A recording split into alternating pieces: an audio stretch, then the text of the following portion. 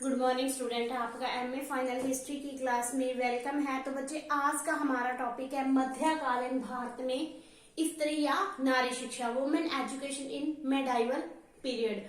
तो बच्चे, जैसे कि लास्ट लेक्चर्स में हमने पढ़ा था प्राचीन भारत में नारी शिक्षा के बारे में कि किस तरह पहले तो उनको शिक्षा दी जाती थी, फिर धीरे धीरे उन पर कैसे शिक्षा पर प्रतिबंध लग गए थे और जैसे ही उनकी स्थिति में गिरावट आई तो वैसे ही उनकी शिक्षा प्राप्ति के जो साधन थे वो भी कम हो गए और उनकी शिक्षा प्राप्ति पर भी रोक लग गई थी। तो आज का हमारा टॉपिक है मध्यकालीन भारत में स्त्री शिक्षा। तो बच्चे, मध्यकालीन भारत को दो भागों में बांटा जाता है। एक है दिल्ली सल्तनत पीरियड। इसमें क्या है, जब मुसलमानों ने आक्रमण करने शुरू कर दिए थे। इसमें हम गौरी से लेकर जब गजनवी, क्योंकि पहले तो मुसलमानों ने अरबों ने आक्रमण किए थे, परंतु इसमें विशेष तौर पर हम करते हैं बात कुतुबुद्दीन ऐबक से लेकर जो सैयद और लोधी वंश तक करती है। तो फिर आता है दूसरा पार्ट, आता है मुगल कालीन भारत, जिसमें हम मुगलों के इतिहास के बारे में पढ़ते हैं, बाबर से लेकर औरंगजेब के उत्तराधिकारियों तक।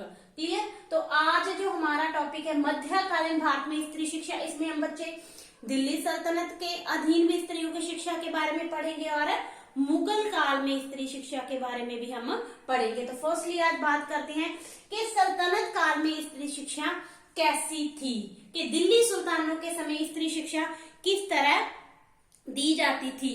तो बच्चे, सल्तनत काल में जो स्त्री शिक्षा पर कोई विशेष बल नहीं दिया गया था। क्या नहीं किया गया था? कहीं विशेष बल नहीं दिया गया था। फिर भी स्त्रियों की शिक्षा के लिए, स्त्रियों की शिक्षा की व्यवस्था के लिए कहीं कहीं पर विद्यालय स्थापित किए गए थे।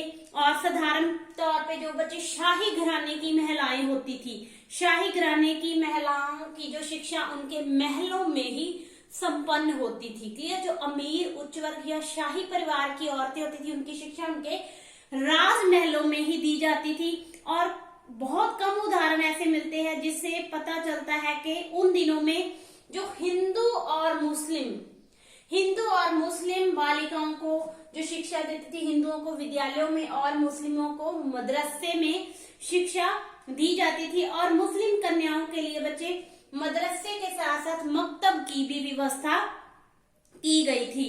तो मुस्लिम बालिकाएं भी जो प्राथमिक शिक्षा थी, जो मुस्लिम बालिकाएं होती थी, वो अपनी प्राथमिक शिक्षा विद्यालय स्तर तक इन मदरसे या मकतब में प्राप्त करती थी। और इसके उपरांत उनकी शिक्षा व्यक्तिगत द्रव, मतलब कि उनके गुरु के पास या किसी विशेष संस्था में होती थी। और कुछ व्यक्तिगत आश्रमों में मकतब खुले थे जहां पर जो मुस्लिम बालिकाएं थे उनको लौकिक और धार्मिक विषयों की शिक्षा दी जाती थी। और जो लौकिक और धार्मिक शिक्षा देती थी बच्चे, वो मध्यम परिवार की वयोवृद्ध, मतलब के बुजुर्ग स्त्रियां विशेषकर ये शिक्षा दिया करती थी।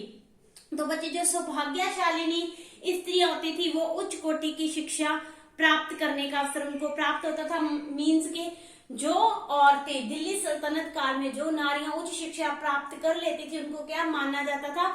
सौभाग्यशालिनी माना जाता था। और बच्चे, मुस्लिम स्त्रियों को आमतौर पे कुरान और हदीस रटाया जाता था, मतलब कुरान और हदीस की शिक्षा दी जाती थी। क्लियर। तो इसी तरह बच्चे, मुसलमान शासकों और कुलीन वर्ग के लोगों में पुत्रियों की शिक्षा, मुस्लिम वर्ग और कुलीन, जो मुस्लिम शासक थे और कुलीन वर्ग के लोग थे, उसमें उन लोगों में इस पुत्रियों की शिक्षा की स्वतंत्र व्यवस्था थी। तो इससे स्पष्ट होता है कि जो तुर्क अफगान काल की माताएं थी या पत्नियां थी, उन्होंने अपने समय की राजनीति में भी भाग लिया था। तो जन्मजात बुद्धि के अतिरिक्त शिक्षा के आधार पर उन्हें साहित्य की शिक्षा दी जाती थी। क्लियर। यहां तक आपको क्लियर? तो नेक्स्ट बच्चे, हम बात करते हैं मुस्लिम काल की प्रमुख महिलाओं की या उस समय की नारियों की। तो सबसे पहले बात आती है शाह तुर्कान। तो बच्चे, ये जो शाह तुर्कान थी, ये इल्तुतमिश की मुख्य रानी, जिसको हम पटरानी कहते हैं, ये थी। तो इन्होंने शिक्षा प्राप्त करके इल्तुतमिश के शासन काल में इन्होंने काफी, इनको राजनीति के बारे में समुचित ज्ञान था। और जब इन्होंने देखा कि इनका जो पुत्र था रुकनुद्दीन, जो रुकन दिन था, जब उसको भोग विलास में या अयोग्य देखा तो इन्होंने शासन की भागदौड़ अपने हाथों में ले ली और स्वयं निर्णय देना और राज कार्यों का संपादन करना और शाही आज्ञा संप्रेषित करना प्रारंभ कर दिया था। इसी तरह बच्चे इल्तुतमिश की पुत्री थी रजिया सुल्ताना, ये अपने योग्य पिता की योग्य पुत्री थी। इन्होंने शिक्षा प्राप्त करके युद्ध कला में निपुणता हासिल की थी और साथ ही साथ ये इन जो प्रशासनीय योग्यताएं थी उसमें भी रजिया सुल्ताना काफी विद्वान थी। तो उसने अपने पिता इल्तुतमिश के समय में भी राज्य व्यवस्था में बड़े शान से भाग लिया था और उसको पढ़ने लिखने का ही शौक नहीं था। पढ़ने लिखने के साथ साथ बच्चे इसको अश्वारोहण मतलब के घोड़सवारी करना और अस्त्र शस्त्र चलाने का भी इनको शौक था और इसने केवल नारी के कर्तव्यों का ही नहीं बल्कि राजनीति और राज्य से संबंधित कार्यों का भी ज्ञान था और बच्चे ये कुरान का पाठ बड़े शुद्ध उच्चारण से करती थी। नेक्स्ट हम बात करते हैं मध्यलिका। तो बच्चे जो मध्यलिका थी ये गुलाम वंशीय राजा था नसरुद्दीन, उसका समकालीन इतिहासकार था मिन्हाज उस सिराज। मिन्हाज उल सिराज ने उस समय जो अलाउद्दीन जहां रोजा की पोती थी, किसने, जो हम समकालीन इतिहासकार था किसका, नसीरुद्दीन का समकालीन इतिहासकार था मिन्हाज उल सिराज। उसने अलाउद्दीन जहां रोजा की पोती मध्यलिका के बारे में लिखा है। उसने कहता है कि ये पांडित्य की विशेष प्रशंसा की थी और जो मिन्हाज उल सिराज था उसने मध्यलिका के हस्तलेख को राजकीय मोती की संज्ञा दी थी कि ये भी पढ़ लिख कर राजनीति में इसने काफी भाग लिया था। नेक्स्ट आता है फिरोजा। तो बच्चे ये अलाउद्दीन की पुत्री थी, जो खिलजी शासक था अलाउद्दीन उसकी ये पुत्री थी फिरोजा। ये भी पूर्ण सुशिक्षिता थी। ये क्या थी, पूर्ण सुशिक्षिता थी और ये शकुन खेलने, शकुन मतलब जो नक्षत्र विद्या होती है, नक्षत्र विद्या होती है उसमें क्या थी, ये शकुन निकालने की विद्या जानती थी और इसे ज्योतिष का ज्ञान था। और साथ ही साथ बच्चे जो फिरोजा थी इसको अपने पूर्ण जीवन या पूर्व जीवन के बारे में भी काफी ज्ञान हासिल था। नेक्स्ट बात करते हैं खुदावंद जादा। तो बच्चे जो खुदावंद जादा थी ये गयासुद्दीन तुगलक की माँ, गयासुद्दीन तुगलक की पुत्री थी। और जो खुदावंद जादा थी ये भी बच्चे पूर्ण तौर पे साक्षर थी, पढ़ी लिखी थी और ये फिरोज शाह तुगलक के साथ घंटों घंटों तक तर्क वितर्क किया करती थी और राजनीति में भी भाग लेती थी। नेक्स्ट आता है आल मखदूम जहां। ये मोहम्मद तुगलक की माँ थी।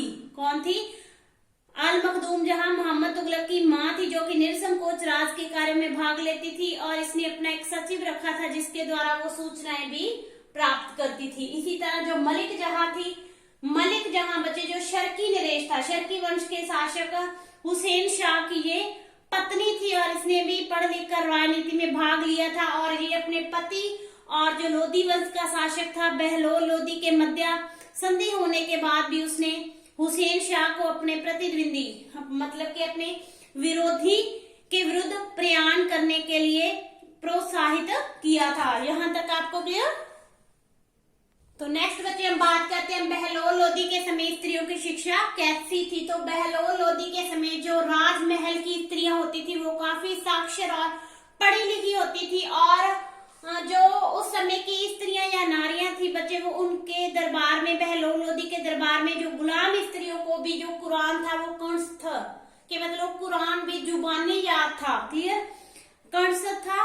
और बहलोल लोदी की जो प्रमुख रानी थी शम्स खातून, ये राजनीति से काफी प्रभावित थी और अपने पति को समय समय पर ये प्रोत्साहित भी किया करती थी, क्लियर। तो इसी तरह बहलोल लोदी की एक हिंदू पत्नी थी बीबी अम्मा। कौन थी, बहलोल लोदी की जो पटरानी थी वो कौन थी, शम्स खातून। ये आपके शॉर्ट क्वेश्चन बन सकते हैं। जो उसकी हिंदू पत्नी थी वो कौन थी, बीबी अम्मा।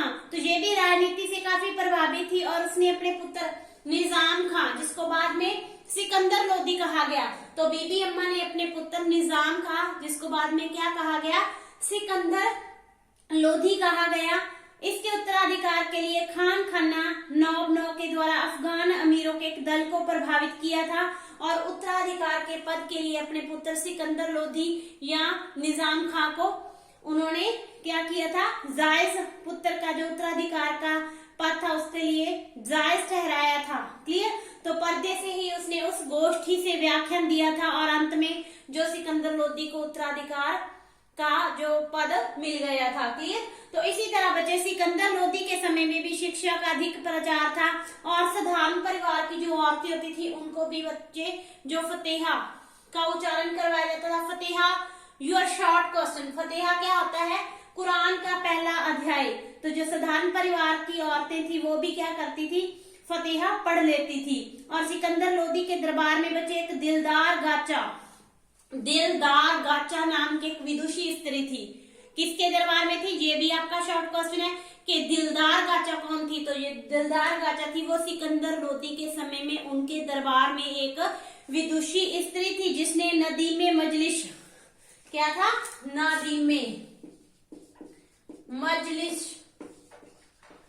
ये उपाधि उसने प्राप्त की थी, जहां उपाधि प्राप्त की थी। और अन्य शिक्षित महिलाओं की बात करें तो बच्चे उस समय बीबी मातू, न्याम खातून, बीबी राजी, बीबी घुमसा, बीबी फतेह मलिका और बीबी नायला, ये योग्य और प्रभावशाली मुस्लिम स्त्रियां थी और इनकी नारी शिक्षा राजघरानों और समृद्ध व्यक्तियों तक सीमित होती थी। क्लियर। तो नारी की स्वतंत्रता का अपहरण पर्दे की प्रथा से हुआ, जिससे क्या हुआ कि जैसे जैसे पर्दे की प्रथा आती गई वैसे वैसे इनकी शिक्षा की अवनति होती गई कि शिक्षा इनकी गिरावट की तरफ जाती गई और समाज के जो निम्न वर्ग और निर्धन वर्ग की स्त्रियों को शिक्षा का उचित अवसर और अवकाश मिलना कठिन था। और ग्रामीण क्षेत्र होते थे वहां की जो नारी समूह था यदि शिक्षा से वंचित रहा तो इसमें हम कोई आश्चर्य या हैरानीजनक बात नहीं मान सकते।